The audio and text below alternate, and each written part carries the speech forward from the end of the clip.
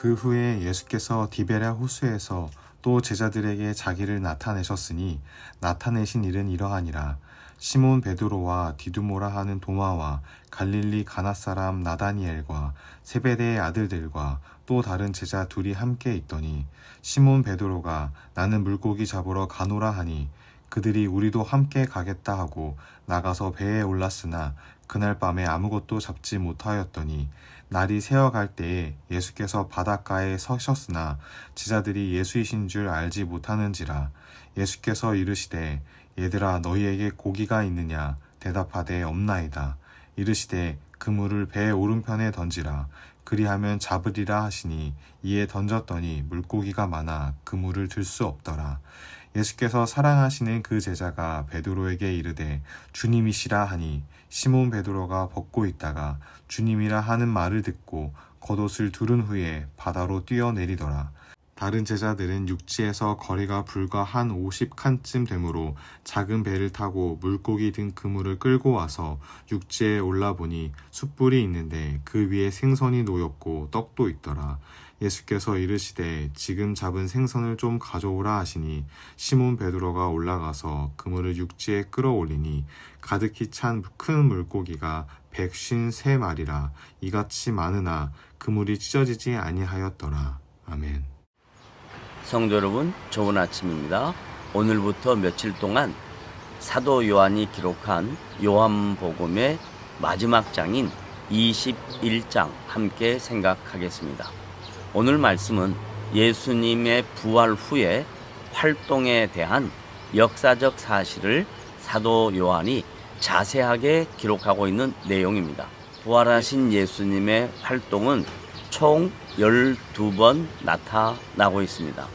막달라 마리아에게, 그리고 여인들에게, 글로바와 그 동행자에게, 시몬에게, 도마가 없을 때 제자들에게, 도마가 있을 때 제자들에게, 그리고 갈릴리 산에서 뿐만 아니라 500여 성도들에게, 주님의 동생 야고보에게, 승천 후 다메섹 도상에서 바울에게 나타나셨습니다. 이렇게 자주 나타난 이유는 예수님의 부활 사건이 역사적 사실이라는 것을 강조하는 내용입니다. 수제자였던 베드로는 부활한 주님을 만났으나 과거 자신의 직업인 어부로서 물고기를 잡으러 바다에 나갔으나 그날 밤 아무것도 잡지 못한 상황이었습니다.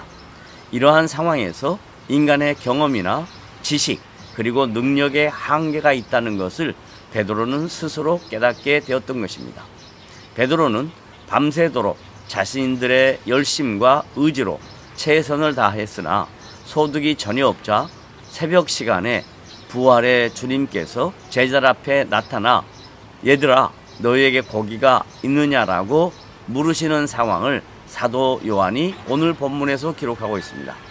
그러자 예수님의 제자들은 없나이다 라고 대답합니다. 이에 예수님께서 그들에게 그물을 배 오른편에 던지라.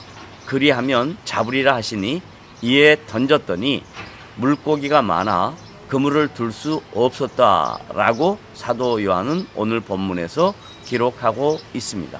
이 사건은 여러 가지 상징적인 의미가 많이 있습니다. 그러나 가장 중요한 영적 교훈은 자연을 다스리시는 하나님의 아들이신 부활하신 영광의 주님을 증거하는 것이 가장 중요한 내용입니다. 또한 사람의 능력에는 한계가 있지만 무한한 능력을 갖고 계시는 부활의 주님을 강조하고 있는 내용이기도 합니다. 이 사건을 가장 먼저 인식한 것은 요한복음의 저자인 사도 요한이었습니다. 그가 베드로에게 이르시되 주님이시다 하니 시몬 베드로가 벗고 있다가 주님이라 하는 말을 듣고 겉옷을 두른 후에 바다로 뛰어내리더라고 증거합니다. 이 베드로의 즉각적인 행동 양식은 그의 성품과 기질과 밀접한 관계가 있습니다. 다른 제자들이 작은 배를 타고 물고기가 든 그물을 육지로 끌고 와 보니 이미 그곳에 숯불이 준비되어 있었고 생선과 떡이 준비되어 있었습니다. 부활의 주님은 영이시기에 공간 이동에 전혀 구애를 받지 아니하십니다. 그러게 예수님은 지금 잡은 생선을 좀 가져오라고 명하셨지만 시몬 베드로는 그물을 육지에 끌어올리는 일부터 하였던 것입니다. 이때 물고기의 수는 153마리였지만 그물이 찢어지지 않았습니다. 이 놀라운 이적은 모든 것이 사람의 소유가 아니라 하나님께서 당신의 백성들에게 은혜로 주신 선물이라는 깊은 영적 교훈이 담겨져 있습니다. 성도 여러분, 사도 요한은 오늘 이 본문을 통해서 우리에게 준 깊은 교훈이 있습니다. 지금까지 우리가 살아온 것은 하나님의 은혜이며 우리의 인생 속에 베푸신 세밀하신 그분의 일하심은 여러분들에게 주어진 축복이라는 사실입니다. 하나님의 은혜와 축복을 누리며 사는 복된 성도들이 되시기를 주님의 이름으로 부탁을 드립니다.